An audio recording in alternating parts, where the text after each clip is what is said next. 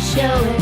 Mercy, joy, and success. Every day's a chance for happiness. Yes, we can live a beautiful, crazy plan.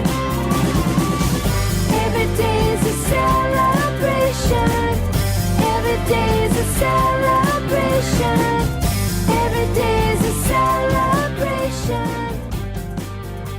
You're listening to The Great Song Adventure with Louise Goffin and Paul Zollo.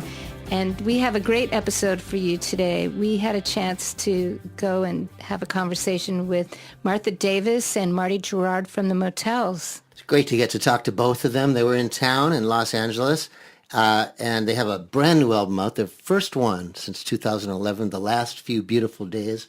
A really great album, so I'm so glad we had a chance to talk to them for our second episode ever. It was really a treat to see Martha Davis. I had met her, I think we were both in our 20s the first time, and a lot of years went by, and it was just great. And great for me to see Marty Jourard, who's been my friend long distance for a long time, and quite a great guy and an author, too. Wrote a great book on Gainesville called Music Everywhere. And we talked a lot about Gainesville when we sat with them, and I found it so fascinating, and he was so knowledgeable. Of course, he grew up there. Yeah, and he answered questions really well, because a lot of amazing songwriters came out of there, including Tom Petty and the Heartbreakers, and always wondered how that happened, and he told us exactly how it happened. Yeah, shall we listen to that now? Yeah, let's do that. This is Marty and Martha from the Motels. Well, I haven't seen you in so long. I know. And I was so happy to hear the record that you just made, because when I listened to it, I was grateful that you were so true to who you are. And I've heard it so often when people haven't, they want to get back to a sound that they think they say people won't like what I used to do, and I have to do what sounds current now. And what you did sounds so current and so true to you at the same time. Thank you very much. I love that it's so musical, and the melodies and lyrics, and always love your singing. So. Oh, thank you. And then I was knocked out by the last song. I wrote Paul, like, oh my God, this song is just killer. I agree too. It's a beautiful song. Well, thank you. And it gives us hope, People say people don't write songs like that anymore, and then you hear one like that, so it's great. Well, I want to bring back the waltz. That's my goal, is get everybody out there 3/4ing. And people need to waltz more. I think it would help. Yeah. Enough of this Burning Man crazy. I'm by myself with my... I'm in a tribe, but I'm by myself. That's a lot of what goes on these days. And so to waltz with someone you love, I think, is a beautiful thing. And also it is a nice song. It was a song that was inspired by do you know an author by the name of T.C. Boyle? Mm-hmm. Yeah. Road to Wellville is probably... Mm-hmm. I had just read this book of his called Friend of the Earth. Mm. And it has a little bit to do with climate going out of control. Something that we wouldn't know anything about, would we? And I read that book and I put it down, and I went to the piano, which is not my normal place to write, and that song came out. So words and music? The whole thing came out? Yeah. The way nowadays when I write, that's how the songs... I've just been doing it so long. It's like breathing, You know that one. You don't think about it. You just go, okay, Muse, what are you doing with me today? And they do it. And yet some people say, it doesn't get easier. It never gets easier for some songwriters. They said it's always tough. But you find over the years you've gotten a better handle on how to do it? I mean, I used to worry about it more. And the one thing that I believe is the truest lesson in any art form is to get the fuck out of your own way. And as long as you and your ego can step aside and let whatever's channeling through your subconscious come through, I think that's the way to do it. It's just like if you start, But that's the key question. How do you do that? How do you get to that place where you can do that and get yourself out of it? I never try to write ever.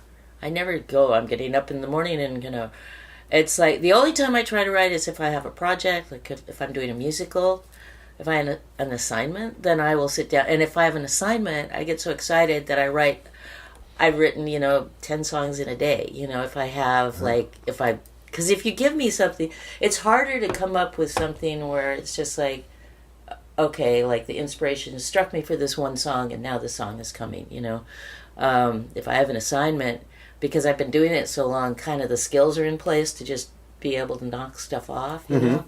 So, I'm just lucky. Somebody gave me a gift. Yeah, They gave me a thing. They taught me how to get the hell out of my own way. They let me somehow attach to the music of the universe that somehow comes through and ends up on paper. In fact, there was a song on This album in 2007, never even got on paper. It went straight out of my mouth onto the tape recorder, and it turned into a song called Nothing on the album This, which is a gorgeous song. And I never even wrote it down. It was just like, boom. Well, I was reading an earlier interview with you, and it was nice to see you said that you always wanted to be thought of as a writer, and being a writer was your main thing, and the singing was almost an accident. And people don't know that about you. It's interesting. I mean, they know that you're a songwriter, but that was your focus from the beginning. Yeah, it always was, and part of the thing of in the first couple of albums, never putting my picture on the cover, because I wanted people to listen to the music, and I was cute when I was young. We all were, weren't we? Adorable. Come on, we're still adorable. We Absolutely. still are adorable.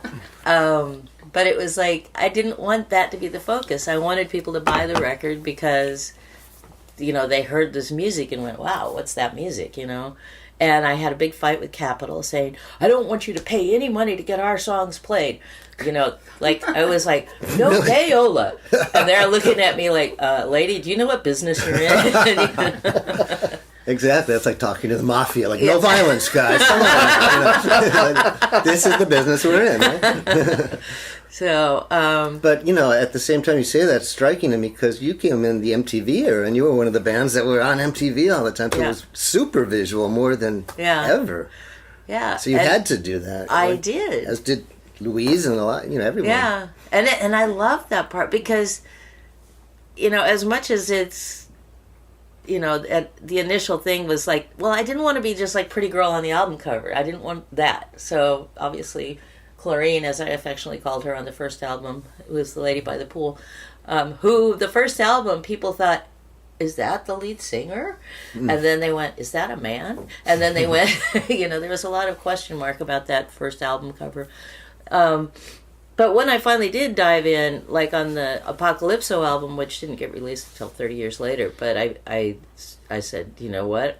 I want to be full bore. I want to do like the Roxy Music album covers with the sirens and the beautiful, like these almost fantasy women. And I did the thing with I did this drawing of like this green dress, and I wanted orange flames, and I did it. I pulled it off. And that was before Photoshop, and I almost died because those were real flames. It was very, very warm. You remember that night, Marty? Yeah, there's big fire rings. I mean, it's, pyrotechnics. It's like this giant oval with gas things, but I mean, heat's coming out of it. It's fire. Yeah, it was remarkable, though. And it came out great. I mean, people go, how did they do that? Well, the worst part was me trying to make cleavage out of my not-so-bosomy bosom at the time, and I thought that the way to do that was to actually just put gaffer's tape up, do the old compression. Well, gaffer's tape, when it meets heat, melts onto your flesh. So that was an interesting removal process. Ouch. Yeah, but when the videos got going, though, that was just fun. Because the whole idea, even in the songwriting, the whole thing is the stories and the baby movies you're making and the places you're taking people and videos were like making little movies, So yeah. And some bands took to it beautifully, and others not so much. And your videos were always really compelling and fun. Thank you. And a big part of MTV, that was a big part of it. Well, I think Russell McKay, our first director, I think he may have been, I'm not 100% sure, I haven't Google checked this, but he may have been the first one to blow up a TV screen. Wow, that would be an amazing feat. But you remember that? The slow motion. In Take the L, in your song Take the L. Yeah. I love that song. Oh, thanks. Yeah. And you wrote Take the L yourself? Yeah, mostly me. I didn't come up with the title, although for years I said thank you for everything. But John Carter came up with it. And, but he's dead now, so you can continue yeah. to... I was breaking up with my girlfriend, and I was truly upset, so I'm calling him up and going, oh, yeah, boo-hoo. So, well, take the L out of lover, and it's over. My first thought was, that's the stupidest cornball. It sounds like an old country 78, yeehaw. Maybe it was. And then I thought about it, and I played around, and I had this little keyboard riff, and the joke was I was working on this in the bedroom next to the bedroom of the woman I was breaking up with. So, she goes, stop playing, and I'm like figuring out the chords to this song that's about our breakup. And then Martha flipped a few chords around in the chorus, and I didn't do much of anything. Well, yeah, but everything matters in a song. Yeah. You can't go, all you do is come up with a title. Well, you come up with a title like that. Go ahead. Well, you flip the chords around, you change where they were, or put in here's different the deal. chords. I knew Petty really well, Tom Petty, and if you know him, you end up writing Tom Petty songs that aren't Tom Petty songs. All your progressions, including the way I am so guilty of that. including the way you strum a guitar, right? And I mean, instead of 1-4-5, it's like 5-1-4 a lot. It was pretty much like I think it went, 6-1-4, whatever, and I couldn't get away from that. It was driving me nuts. Like, can I write a song that doesn't sound like a not very good Tom Petty progression? So I played for Martha. She goes, just turn that chord over here and turn that chord there. Boom, we got a chorus.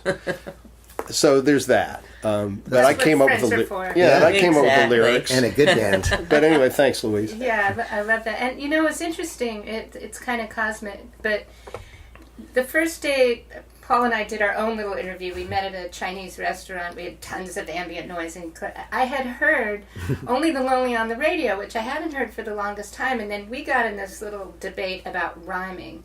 And I said, I just heard the Motels, and it makes me feel good now, that one. And I noticed it when I was driving. I said, oh, I haven't heard this song, and so I'm getting chills. I haven't heard this song in so long, and it's so great to hear your voice. And I love that line doesn't rhyme with anything before it. And brought it up that day. And you said, that's interesting. I just got the Motel's new record. Yeah, that's right. So it was just crazy connection. And in fact, I'm very old school, where I think it should line up perfectly, but when it doesn't often, it's much cooler. It has a more interesting effect. I have a real rhyme problem. I'm a rhyming, it's very hard for me to get away from rhyming. Mm-hmm. It's a natural, thing. So if it does accidentally not rhyme, it's probably a very unique thing for... Yeah, interesting. Yeah. I was thinking, maybe she writes this way, where...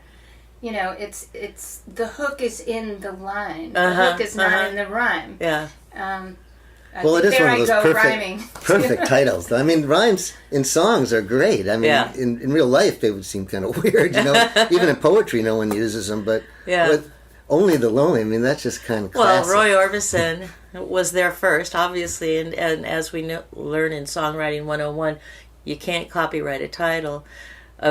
My two biggest titles were both ripped off. So, Only Lonely was the Roy Orbison song. And I did meet him, and I said, I'm sorry, Roy, I kind of stole your title. He goes, that's all right, I like your song.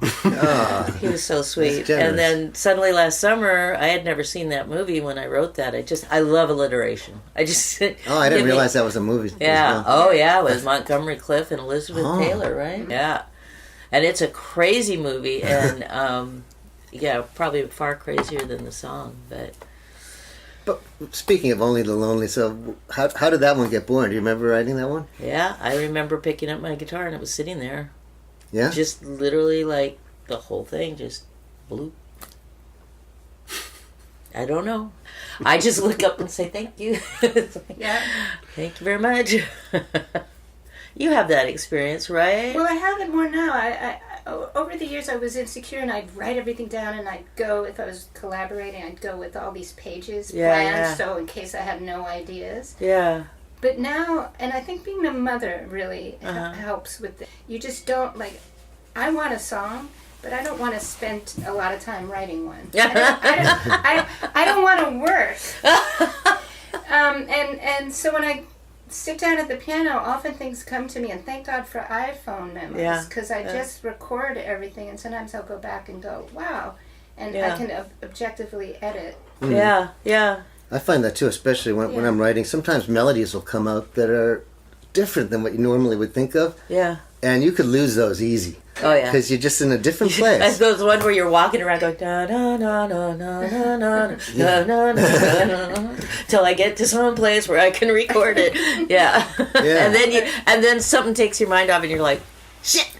Yeah, because some people used to say, if it's a great idea, you'll never forget it. Yeah. But I think when it comes to a melody, sometimes your greatest melody ideas are just not the normal thing. So you can forget it really easy. Exactly. And they're so elusive and so beautiful. And of course, melody is like, I don't know, it's my favorite thing. It's like everything. Well, it's not my favorite because it's like you can have a great melody, but unless you put those things against it that make it not only great melody, but that the harmonies against it, like our buddy Ravel. Yeah, Ravel. That's our guy. Yeah. We're going to write a musical about him, right? About Ravel? Well, speaking of Ravel and waltzes, he said the hardest thing to write is a great waltz. And he points to the Blue Danube as waltz. Mm-hmm. And of course he did La Valse, that crazy orchestral thing. Yeah. But it only sounds easy when you've written a song that is so perfect. It's just a perfect entity. And you go, of course. Like I felt that way about certain Stevie Wonder songs. I go, they sound like, of course, it sort of fell off the mountain, like just because if you do it perfect, it seems that way. But Ravel was fascinated with a waltz. There's something about that hiccup you beat that it just pulls you to the next measure. Yeah, it does. It does. It pulls. It's addictive. Yeah. You never know how to stop a waltz. And the last few beautiful days tumbling. has that eternal feel to it. It feels like you could just go on hearing that melody forever and ever and ever. And it also does feel very much like the Titanic singing, which is its intent. It kind of like the band is playing on and the ship's just kind of like, ah. It's good for drum fills too. Yes, very good. As Beach Boys records will do, and Ringo fills. And I noticed, Marty, I noticed that you collect a lot of autographs. I mean, I collect a lot of things. Wait, my son's a collector of that too. Well, there's some crazy autographs that I saw that you have. Yeah, I do. I've met people in odd situations. I met Brian Wilson when I came out to look at colleges from Florida. Yeah. I won't go into it, but I met him. I didn't think I was going to meet Brian Wilson, and coming to L.A. for 5 days. Where did that happen, that meeting? It happened at Jeff's apartment in West Hollywood. We always end up at Jeff's, don't we? Yeah. Jeff. Well, it was... That's his brother, Jeff Jourard, we're talking about. It's slightly off topic, but anyway, there was Brian Wilson. I knew exactly who he was at 3 a.m. And then I met Little Richard flying back from this hitchhiking thing I did, and he was flying from L.A. to Atlanta with his mother and his brother, and he was apologizing for not being in first class, but he said, but my mother thinks that's putting on airs. and I was in a cover band back then. I was singing Tutti Frutti and all this, and I said, do you play in all different keys? He goes, of course I do, like on piano, because I played piano. I met him, and I collected autographs for a while. Like, I didn't meet Ravel. But I that was on my website. And, He's a time traveler as well. And Chabrier and Sophia Loren. Well, I bought that. And Darius Milhaud. I mean, I got into that for a while. But yeah. That was Zappa's favorite, Darius Milhaud. Yeah, Milhaud. So they're all musicians and stuff. But and the thing about what I collect is they're small. They're pieces of paper. It's not like I'm collecting antique refrigerators. They're just collect receipts. But you can be a collector of flat things for and be insane about it, and they don't take up any space. He's also an award-winning author. Did you know that? And a fine author too. Isn't that a great book? And historian. About the South. It was about Gainesville. And Paul Zollo gave me a lot of encouragement 4 years ago with your email, which I still have. He said, go for it. And I'm not blowing smoke here. You really, I needed that. I had never done that. It's a good book. I really enjoyed it. I thought it was great. Yeah. And a lot of people say, I'm going to write this book, but most of those people never actually write a whole book. And then you did it. That takes a lot of work. Sometimes you wish they...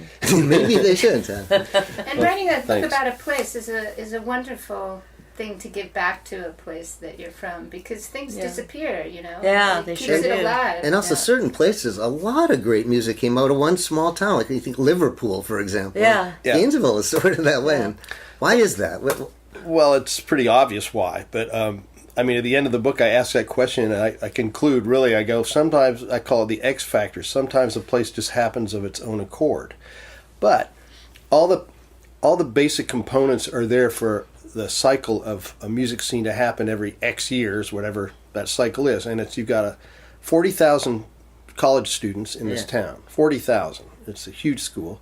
You've got a lot of recreational drugs. I mean, there was always marijuana in Gainesville. It's called Gainesville Green. I mean, High Times would list the various prices. High Times magazine. There's, Thai stick, Colombian, Jamaican, Gainesville Green. So that was there. There was a great music store. There's a great music store that just happened to be there for various historical reasons where everybody hung out. And, that's the place that Tom Petty worked, Don Felder worked, Bernie Ledden worked, behind the counter. And Benmont came in and played the organ there, right? Yeah, and Benmont, he was 12, I guess, when he came in. He was always that good from the moment I ever heard him. Sat down and played all of Sgt. Pepper, is what Tom Yeah, said. I think on a Hammond organ, or a Lowry. And Tom thought, probably a good musician, this kid. Yeah. So there's those components, and there's a tremendous melting pot in Gainesville because it was a liberal city. If you went to, Plant City or Palatka or whatever, Waldo, you were going to hear country music. That was it. But Gainesville, they had a large black population that wasn't off in some other far area. It was in the middle of town. There was a lot of black influence that trickled into white music. And it was mostly a top 40. This was not like a blues city. Everybody played top 40 because of the fraternities. You'd get work. And so the model there was pop music. And if you listen to Petty's music and Don and Bernie, they were writing pop music, really. So you've got a melting pot of like country, gospel, church, top 40, which I listen to, pop, rock, and of course just the Beatles, the golden age of rock bands, when I grew up. Clothing store too, right? Yeah, there was a hippie store, and because of the local politics, they were very liberal about you could open a club overnight. You could get a liquor license for nothing. You could have music in your bar, and there it was. And it was cheap to live in the South as well in the 60s. It was just compared to a lot of places. So all those components are there, and then that music scene came and went. Disco came and killed it all, and then it kind of came back a little. Then there was this crazy, they sort of discovered punk in the last 5 years in Gainesville. Oh, is that right? There's a huge punk scene. Right now? Yeah, there was more like 10 years ago. Like seriously, punk. And they have a thing called the Fest, where there's like 200 bands come every year to that area. There have been so many that come to Gainesville. They now have this auxiliary one in Tampa. I didn't know about it because I moved in 76. But in conclusion, it's like a petri dish. It's like ready for a mold to land in Gainesville it's cyclically, and once it's there, there's the support system.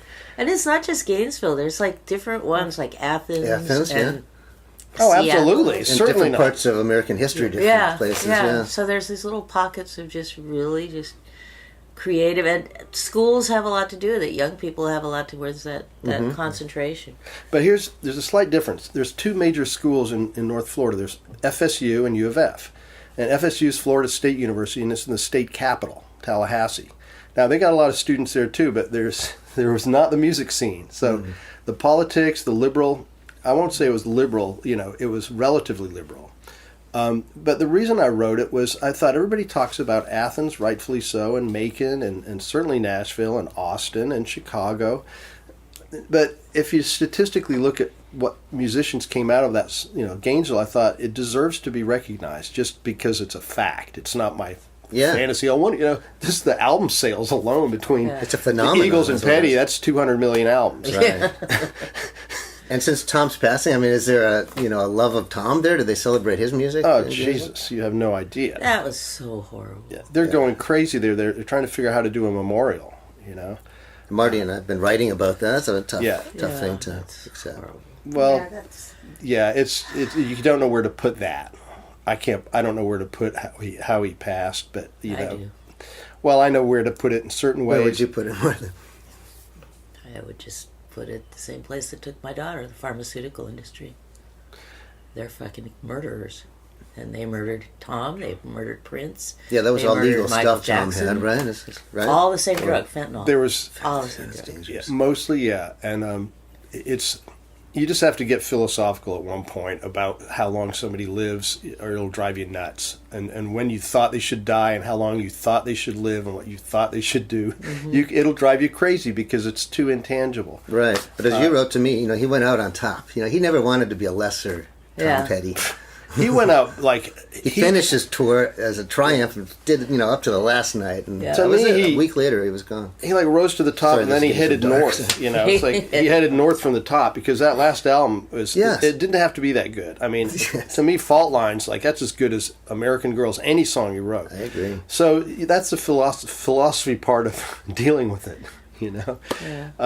But he sure sounded up in that Randy Lewis audio interview, the 1 hour interview on the LA Times. I mean, I listened to it 3 times, and he Yeah. was just so ready to just have the next part happen. Yeah. But Yeah, it's also the numbing that occurs when musicians are out on the road and they have to deliver, and it's just something to get through. Yeah. There's a tendency to sleep however you can, take whatever you need to take. He had that, was it hip pain or knee Hip. pain? Yeah. Yeah. The hip. Yeah, and it's hard to remember. You're not 20 anymore, and I don't think it was hard for him to remember. He was hurting. Yeah. He needed some help to get Well, through Bowie every did show. the same but- thing when he did that tour. He said, I want to go out for a year. And part of it is just like, fuck old age. I'm going to show it. Yeah. I'm going to be able to do this. And then he ended up with a heart attack at the end of the tour, But, there's... And it's not a thing like you're pushing because, it's like, oh God, if I'm not... There's such a lust when you get out there and your audience is giving back to you. It's like, whether you want to or not, you're going to go to overdrive. You can't help it because it's just what happens to you out there, If you're really if you're really putting out and they're giving it back to you, the feedback loop that starts happening, it just keeps accelerating and taking you to a different place. And so it's, hey, if that's what's going to kill you, I'll take it. It's like it's a good way to stick around, Martha. That's Stick actually around. Yeah, there's this thing. I'm not naming it right. It's like a football player syndrome, where when the play is happening, your body releases hormones so you don't feel the pain. Yeah. The adrenaline. It's the endorphins, yeah. And then afterwards, it's when you're hurt. So Yeah. that's the thing. You don't even know that you're hurt. Yeah. Louise, you nailed exactly what my theory of Tommy's situation was, and that's it. You go out there with your broken, messed up hip and whatever, and Greg Allman said this about having a tooth problem. You hit stage, it's gone. Yeah. So you don't feel it. You do a incredibly successful tour where every night 15,000 people are screaming and having the big old time, and that energy, I felt a smaller version of that come at you, and it's tangible. And what it's doing to your metabolism is you're just like, yeah. And so you do that for 53 shows. You come off the road, and you go, all right. And suddenly that chemical endorphin or whatever the right word is gone. And you go, wow, my hip is messed up and this is messed up. And like the pain that has been put aside because of that Rest, daily cycle comes to you, and like you add a little bit of stuff that's been going on before that. Plus just post tour, depression. It's like it's like postpartum. It's the end of a giant thing, and it's so different from regular life. I saw Tom his last show, and he looked so happy, and he didn't seem to be limping. I didn't have a clue that he was hurting in any way. He was so I think you're exactly right, and he was home too and finished the tour. He just seemed so happy. Yeah. He was in a state of grace. I knew him in various time periods and various stages of his life. I was lucky enough to. And I can honestly say that, like, listening to that interview and what was printed of it, he was in a state of grace, capital G. Like, he was grateful, he was happy, he was playful, he was informative. He completely deserved it. Yeah, and it's like, that's when you got to get philosophical. Otherwise, like I said, you'll go nuts trying to figure out the unfigure-outable. Yeah. And when you say he deserved it, I agree, because he wrote those songs, and you can't, as you know, as songwriters, you can't fake that. Gave yeah, a lot, that's the real deal, and there's so many. Yeah. This is The Great Song Adventure with Paul Zollo And Louise Goffin, and we're listening right now to our conversation with Martha Davis and Marty Jourard of The Motels. Well, here's the thing, just the testament to what this job is. I mean, it would be interesting to talk about what you do when, there isn't the tour and there isn't the crowd, and how you find it in yourself to want to keep doing it and reinvent over and over? Oh, the act of creating or and interpreting or whatever it is, that's the whole thing. I mean, the buzz of the stage and stuff like that, that's cool, but the actual just act of creating something, coming up with something. I live on a farm. I don't like to be fancy, and I don't want to be famous necessarily. I like paying the bills. I'd like to finish fixing up my house. It's like there's no real lust for, look at me kind of deal. But the lust for creating something new and having that new melody grab you and then throw you around, I mean, that will always just be so thrilling that it's always the next thing. It's never, oh, that was a great song I wrote. That was the best song. Mm-hmm. There's no best song. It's the next song, So that's what keeps you going. But how does it feel as a songwriter when some of your songs are so much, they're all your children, but a couple of your children are so much more famous than all the others? Do you love them all equally, or do you feel differently about them? There's so many of my children that are locked in a closet. I'm a bad mom. It's like, Your first single had closets in it, didn't it? Yes, Closet. yes. Yeah, now they're in there. No, I love writing so much, and I have all different kinds. Like the jazz album will come out soon, damn it. There's country and western songs I've written. There's musicals I've written. If it's music, I love it, and I think different songs are definitely more important at the time they're happening, they're being created. Mm-hmm. But then I can go back and listen to stuff and go, they're all very great. And the coolest thing about them is even wrote a song about this, talk about getting meta, but they're like a diary. I don't keep a journal or anything like that, but the songs are definitely, and songs that I didn't understand their meaning when I wrote them, because I write very stream of consciousness and half the time don't know what the hell I'm talking about. When I go back, I can actually look at them and they are describing the situation I was in, and I go, oh, that really sucked. So, they serve multiple purposes, and probably the biggest one being to psychoanalyze me or allow me to get out, all the darkness that can be stuck in you. And songs will take it and remove it for you. It's amazing. Yeah, you'd said that before, that especially when you're going through tough times, that it really helps to be a songwriter, to process and get through things. And you were talking about writing that song, with the ex-girlfriend right there, but you got a good song out of it. There's always that songwriter thing. What do you think Kane is for? It's for songs.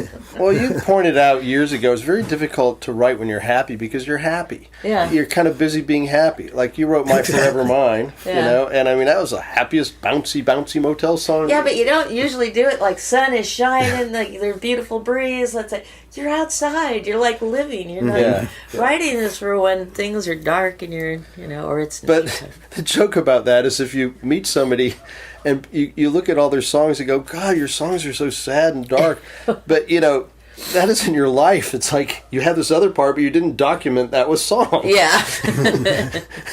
So you always appear like a tragic person. Yeah. One thing all your songs have, and ones you've written too, and as you mentioned, melody. Some people are, I just talked to Ry Cooder, who was saying, I don't think you hear melody anymore, though, in modern songs. Yeah. But people still want a good melody. And I was listening to Only the Lonely, and I keep talking about the famous one, but it's got such an aching melody. I mean, that just is something that really reaches everyone. Yeah.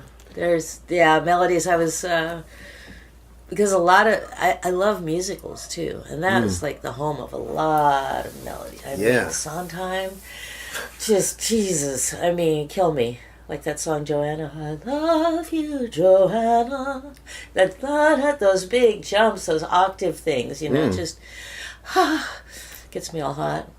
It was Jesus Christ Superstar was on a live version with John Legend as the. I was blown away with Sarah Bareilles and John Legend's singing and casting in that. Yeah, it was good melodies in that. That's some great music. But if you look at musicals, yes, they I'm so surprised have. I mean, that's where like so many of the great music, and I mean, if people want melodies, that's a good place to go look for them. And everybody thinks, oh, musicals are dorky and this and that and the other. And they are kind of dorky. But Oscars and Hammerstein and all that stuff, you know, even the dorkiest of it, Oklahoma, where the wind comes, na na na na na. These are just like wonderful. Well, Richard Rodgers was a melody factory. Yeah. He said, "How do you do that?" He goes, "You don't get it. That's my job. I wake up and I can, you know." And known to be a real unhappy, depressive guy. Yeah, he was. I've read the bio too. Typical. As a person who listens to jazz really for saxophone starting, I started because you want to hear great sax playing, start to listen to, you know. I've noticed that the really great players understand a great melody on an instrument like guitar or saxophone, where the melody is there if you don't have somebody singing the words. And a great melody, certain people, John Coltrane and Wes Montgomery, were magical at finding a great melody. I've learned standards on the piano based on a Wes Montgomery album. Of course, you know, he was an instrumentalist and so was Coltrane. But I mean, I could, you know, there's so many songs that they go, that's a great melody. And all you got to do is play the song properly. The melody's doing all the heavy lifting. And of course, the harmonization is how you present the melody. And you can change the way we hear the melody by how you harmonize. You can harmonize it all kinds of different ways without changing the melody. But the melody, they say you cannot really teach somebody how to come up with great melodies. You have the ability, you know. Yes, it seems to be an instinct. It's not, you could mathematically teach it, but it doesn't work that way. Like, I like to ask the question still, the great songwriters that have written great melodies, you know, what they think makes a great melody. Brubeck's answer, when I asked him, he goes, the secret of a great melody is a secret. Not real helpful, though. But it's interesting, you said, you know, you mentioned the octave leaps, you know, and a lot of modern songwriters don't even think of in terms of those things. But a lot, I look at this stuff, and a lot of great songs have big leaps. Yeah. You know? Well, you know, Somewhere over the rainbow. well, that's your perfect example. That's the only song I know that goes up an octave on the first two notes. Yeah. Or somewhere from West Side Story. I think it's up like a dominant seventh. Oh, like West C to Side D. Story. Leonard Bernstein. well, back to musicals. I mean, I remember saying something to my mother when I was 8 years old, and she went, "How did you figure that out?" And I remember, I said, Mom, do melodies come from the way you sing it, the way you would actually say it? You know, so whatever the emotion or the, you know, the shape of... You said that when you were 8? Yeah. That's brilliant, because that's exactly right. It does feel that way. It's true. You don't want to put something on a line. You don't want to, you know, try to fit it into spaces it wouldn't go. You figure out No, the lyric how itself, you would deliver it, and that's what Broadway shows do, because it's all a big musical with conversation. And your folks, your dad did that really beautifully. When you have a line and the words in that line, the way they are sung. There you go. Example. So you take anything where it's an important word, you know, those things are like where your emphasis goes. That's where your pitch goes. That's where, and all the little, you know, and if, you know, all that stuff is just like, those are like sort of, and it will, I mean, my mom, I think I have to give her all the credit for, she was this crazy Phi Beta Kappa English major that really wanted to be Virginia Woolf like crazy. And she used to read to us, my sister and I, when we were little. She loves stream of consciousness writers. And it would be James Joyce. Bedtime stories would be Henry Miller. You know, it would be crazy. And I just heard all these words. A lot of times words didn't have any meaning, but they had lyricism like crazy. They're, you know, James Joyce, you're like, what in the hell? Yeah. But it's music. And all of a sudden it was like, these aren't words. And a lot of times when I would write, I wouldn't understand the meaning of what I was writing, but it would sing, you know? It was, and when it sang, it gave another layer of meaning that the actual meaning of the words didn't. It went beyond just the meaning of the words. Yes. So it would give emotion as well as the literal meaning of the word. I don't know. It's all pretty fantastic. No, you nailed it. Because that is it. If you think of the power of a poem, and I read a lot of poetry, or I've read poetry, and then you take that and then you sing it. Now you've got two layers of content. You've got the words and you've got the delivery. So no wonder music, pop songs, you know, whatever, are so powerful. If you do it right, You know, Absolutely. you can see a powerful poem, you know, rage against, you know, whatever Yeah. it is, fill in the blank. Dylan Thomas. Yeah, and then you add the melody, and, you know, of course you could just be singing, oh, just melody with no words, but you put them together, and it's no wonder that if it's done right, it'll just go boom. Right. And then sometimes there's ones where the classic example is the Jeff Jourard and Martha Davis song Total Control, where when I wrote that, I wrote it as a punk rock song. I was really angry. I had my little heart broken, as does happen, and I was like looking counterclockwise, knowing what could happen any moment. Maybe you, maybe even you, steadfast, collapse, always certain any moment. Maybe you. And he had this little this chord progression, and he was just playing that, and I had the lyrics, and I just put the lyrics to the thing. So now you've got these really angry lyrics that started out really angry over this really minimal, you know, chord progression. And it does something else. It's like now it's created a third level of like, what in the hell? Because you can feel the intent somehow. Yeah, you know, there's absolutely. something that's just not. It's not like you can feel it. It just there's something uncomfortable about it, or something that gets to you about that song. Yeah, I get it. It's Yeah. almost like an actor before they walk on stage, they do all the what just happened that you don't see. Yeah. That, subtext. that The energizes the moment they walk on stage. Yeah. And you're so right when you were saying that the words have to fit the melody. I mean, that to me is the big difference between poetry, that songs are meant to be sung, not to be read. Yeah. And you just can't sing. And some words just don't sing well, or certain phrases, or the syllabic stress. But you can't hold a consonant. Right. Yeah. or mentioning Sondheim, he gets really upset at modern songwriters who don't have proper syllabic stress. It's Yeah. when the rain washes you clean. I that sort of know, thing, I you know. And that kind Yeah. of bothers me too. Me too. And every now and then I'll do it, and I'm just like, damn it. And then there's certain words. What was the one? Thrill me to the marrow. I'm like, don't do that. Just don't say that. Sweet Judy Blue Eyes, is that what that is? Yeah. Name that tune. Yeah. Like Yeah. certain words, and that's I think then you get more personal. Like certain things are going to bother other people. Yeah, you know. I didn't mind Meryl, but Yeah. I thought it was. Yeah. But there other are words do kind There are of. ones that get to. So there's so many levels to which to dissect a song and look at it if you want to do that. I personally never listen to lyrics when I listen to music ever. Really? Never. Even when you get to know the song well, you don't eventually know. I listen to songs as a whole chunk, and just don't really take it apart and listen to the lyrics. To me, lyrics, strangely enough, are I look at a song like if you walk in a theater, there's the stage, and there's the immediate like. That's what hits you. That's the music. That's the body, and the lyric is like the set dressing.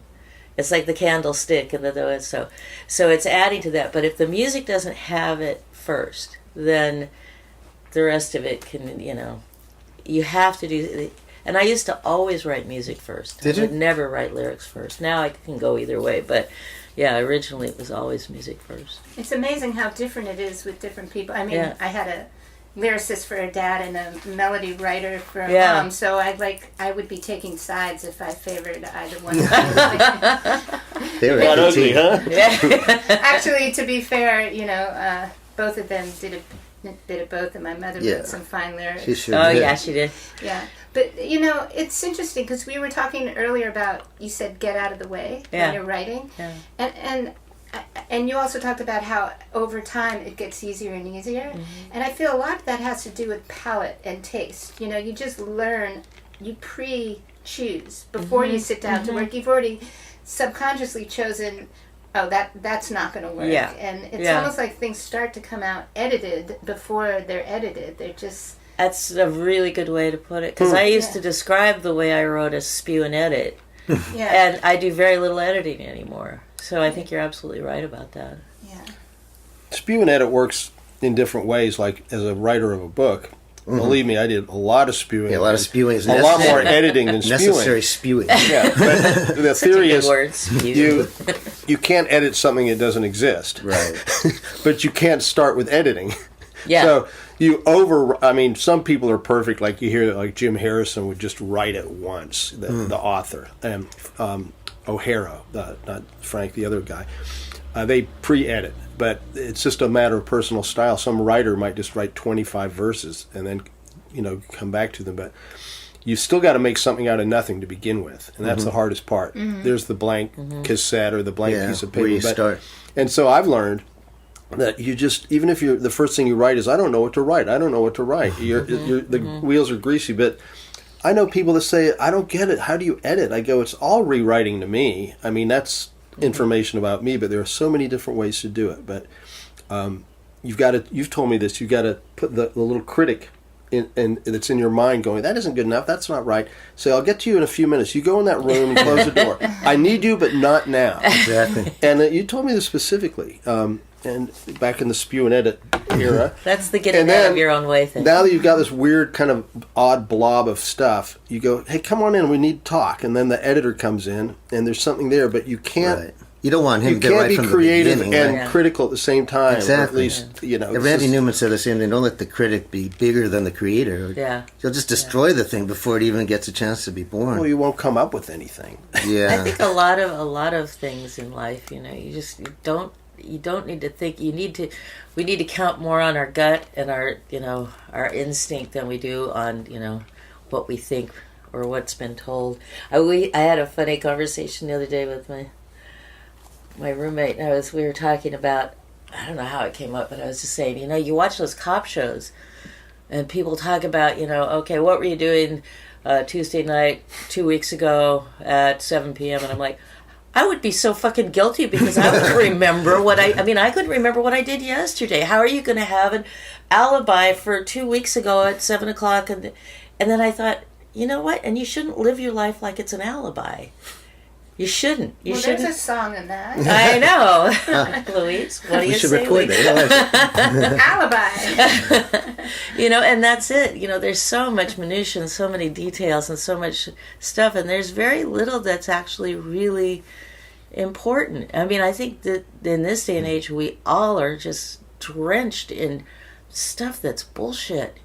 And the real stuff, the real octave jumps are we don't even feel them anymore. It's so weird. We live in it's actually a good time for writing because Marty described it best. I think you just used the one word, absurd.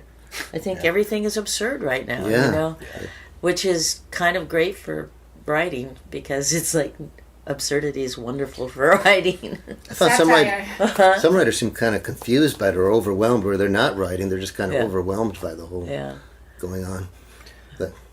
They're waiting for it to settle somehow, but I don't know if it'll ever settle. Well, it's very difficult to caricature something that is already a caricature. That's it, that's right. You know what I mean? Yeah, I do. Marty, since we got Marty here, you're such an interesting blend of things with the book and the historian, and you're a saxophonist and a really good keyboard player. Well, thank you. So the sax came first, is that correct?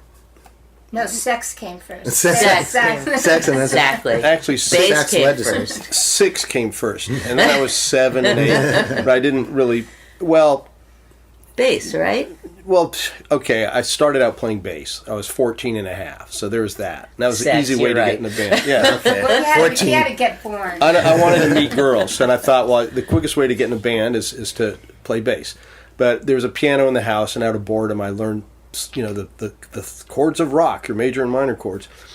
There was a saxophone there, and it was an alto, and I played it, and I forgot about it for a few years, and then I got a tenor, and it was sideways. I was always a keyboard player. Once I went back, I went away to college and came back. They said, we got a bass player. You better learn how to play keyboard now in this cover band. So I learned how to play basic rock keyboard. It's not that hard.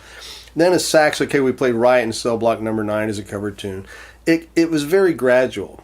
But then a friend of mine, the same guy that turned Don Felder onto jazz, the whole idea of jazz, Don Felder, he turned me on to jazz. And I go, well, all them sax players, wow, Wayne Shorter, Coltrane, and and Junior Walker and King Curtis. So I did that just as a side thing. And then I just kept working at it as the decade followed decade. I wasn't totally doing that. Your sax playing on those first records sounded really great. Thanks. Yeah. He's I'm a student. Badass but not by only now. I'm a student of the saxophone. That's how I see it. But big part of your early records were your keyboard parts too. That's a big part of that sound. Was that part of your conception, or where did those come from? that was him. I noodled a couple of times on a couple of little things, but I was into pop music. I wasn't a blues player, even though I grew up in the South. I listened Bill to Wayne Kramer on you if you're not careful. Wayne Kramer, Wayne Shorter. Wait, no. Who am I thinking of? The country western keyboard player. Oh, Floyd Kramer. Floyd Kramer. Excuse I'm me. forbidden to play Floyd Kramer. He does that. He'll on like go any, Floyd on me. Yeah, And then I'm actually, like, it's no Floyd. No. Yeah. Well, Elton John sure listened to Floyd. I know. I just started on piano, and then I claimed I could play synthesizer because she had a Polymoog in the rehearsal room. It's a place we split with the Go-Go's back in the Mask, that place in Hollywood. And I saw it had keys, but I didn't know how to play the thing. But I just started doing stuff, and I have a good sense of rhythm. I think that's what I really bring to the party. If you say, well, what's your strongest thing? So that helps. If you play something in rhythm, you can do almost anything. If you don't have a sense of rhythm, you can't do anything. Nobody wants to hear it. And I was into sounds. I haven't thought about it that much. It was like a little box of chocolates of synthesizer. You got these, every sound that they give you when you buy it will trigger an idea. And that triggers another idea. It's just it's a big wash. Mm-hmm. So would you guys work on the song generally first before the rest of the band would play it? How did it almost seems like you're arranging the song sometimes. Didn't they evolve? We jammed. No, Yeah, I jam would down? usually write stuff at home on an acoustic guitar, then bring in for a while we were doing a thing where we'd go to my garage, and just jam stuff out and record it on a 4-track Tascam little Well, thing. there's that, but like Only the Lonely is a pretty good example of the synergy of it. She played it on guitar in G, which is pretty normal, and she had that parallel line, fourths, whatever is there, boom, ba, da, that and I thought that's cool. I'll turn that into a piano riff. I didn't come up with that. And the first version was piano, it was copying her guitar part.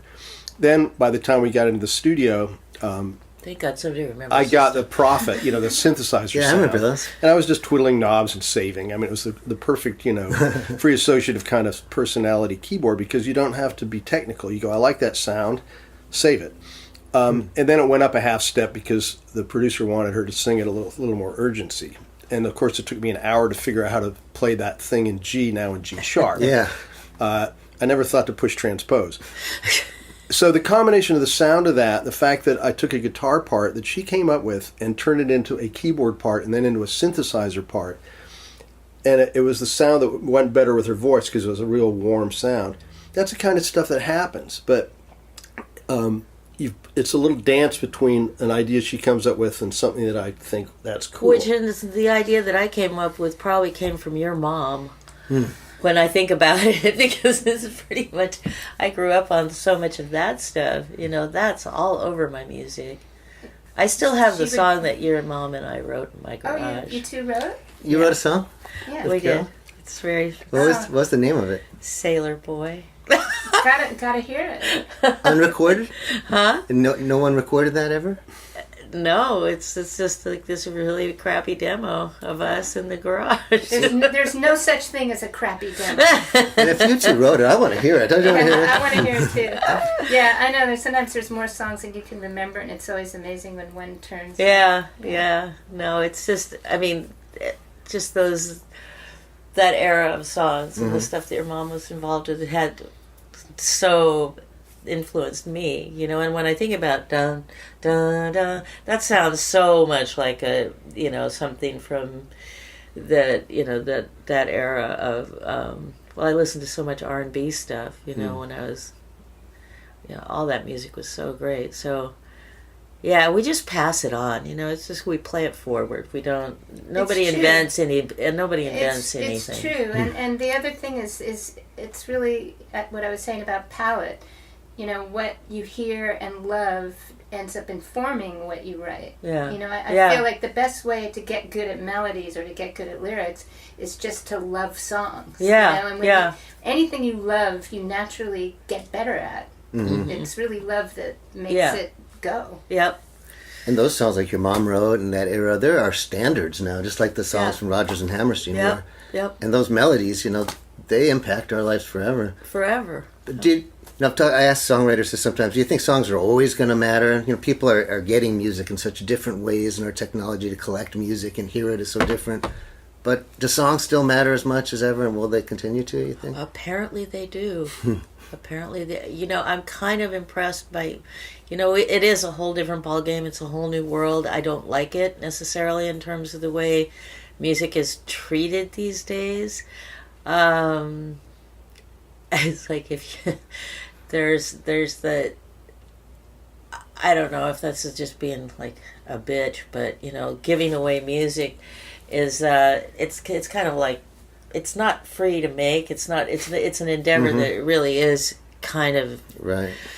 Consumes your whole life and usually your pocketbook as well. So the idea that it's like free music and the fact that when stuff is free, people take it for granted. They don't it doesn't invest have in value. it. Yeah. And this is the very day Spotify is going public, right? Isn't Yeah, it? yeah. Someone's making some money here. Yeah.